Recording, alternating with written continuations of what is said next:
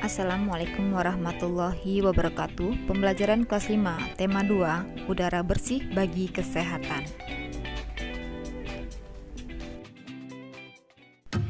Kali ini kita akan belajar IPA tema 2 subtema 1 tentang alat pernapasan hewan dan manusia.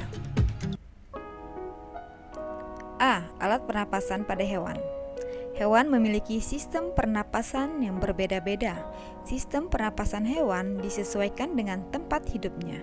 Sistem pernapasan meliputi organ-organ pernapasan dan cara kerja organ-organ pernapasan tersebut. Berikut adalah beberapa jenis hewan dan sistem pernapasannya. Yang pertama, cacing tanah. Cacing bernapas menggunakan permukaan kulitnya yang basah dan berlendir. Permukaan kulit tersebut membantu pertukaran gas oksigen dan karbon dioksida. Selanjutnya, yang kedua adalah serangga. Serangga bernapas menggunakan trakea atau saluran-saluran yang bercabang dan tersebar di seluruh tubuh serangga.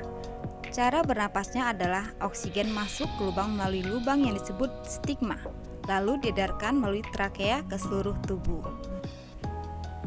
Yang ketiga, ikan. Ikan bernapas menggunakan insang. Insang berbentuk lembaran-lembaran tipis. Air yang mengandung oksigen akan masuk melalui mulut ikan. Lalu mulut ikan tertutup dan air akan mengalir ke bagian insang yang terbuka. Dan terjadinya pertukaran oksigen dengan karbon dioksida. Yang keempat, amfibi atau katak. Katak mempunyai alat pernapasan berbeda-beda sesuai tahapan metamorfosisnya. Metamorfosis katak meliputi telur, berudu atau cebong, katak muda dan katak dewasa.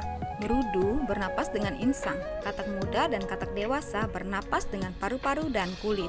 Selanjutnya yang kelima, reptilia. Hewan reptil seperti ular, buaya, kadal, cicak bernapas dengan paru-paru. Udara masuk melalui hidung, kemudian masuk ke batang tenggorokan, lalu ke paru-paru. 6. Burung. Burung bernapas dengan paru-paru. Burung mempunyai alat pernapasan yaitu pundi-pundi atau kantong udara. Pundi-pundi udara berguna untuk menyimpan udara. Ketika terbang, pernapasan burung berasal dari udara yang tersimpan dalam pundi-pundi udara. Dan ketika tidak terbang, burung mengisi pundi-pundi udaranya. Yang ketujuh, mamalia. Mamalia adalah jenis hewan menyusui. Ada dua jenis mamalia, yaitu mamalia darat dan mamalia air.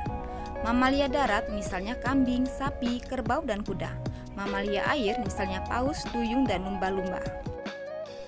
Alat pernapasan mamalia darat terdiri atas hidung, pangkal tenggorokan, batang tenggorokan, dan paru-paru. Sedangkan pada mamalia air, hidungnya dilengkapi dengan katup. Saat mamalia tersebut menyelam, katup akan menutup. Sebaliknya, saat mamalia tersebut muncul ke permukaan air, katup terbuka. Saat itulah mamalia air tersebut akan menghirup oksigen serta mengeluarkan karbon dioksida dan uap air.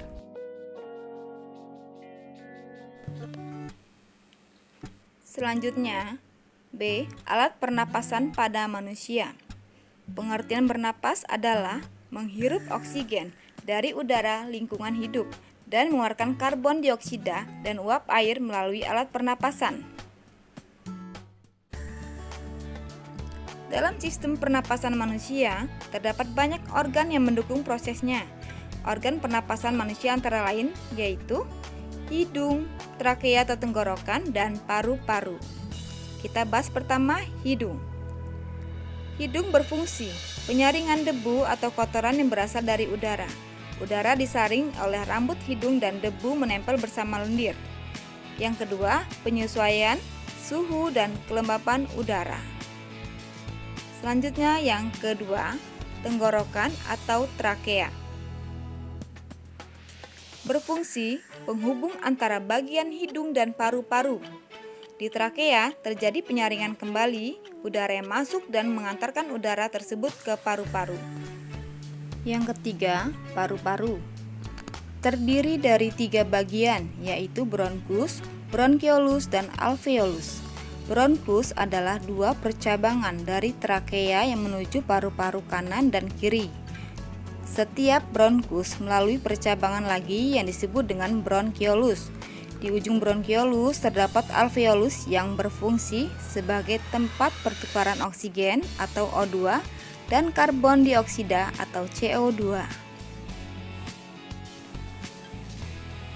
Proses pernapasan pada manusia. Proses menghirup udara. Udara masuk melalui hidung. Lalu udara disaring oleh lendir dan rambut hidung. Selanjutnya, paru-paru mengembang dan rongga dada membesar, dan gas oksigen diserap oleh alveolus.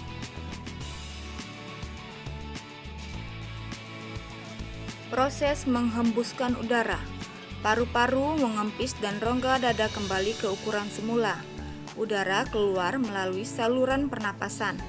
Udara yang dikeluarkan mengandung gas karbon dioksida dan uap air. Demikianlah materi yang dapat Ibu sampaikan, semoga dapat bermanfaat bagi kalian.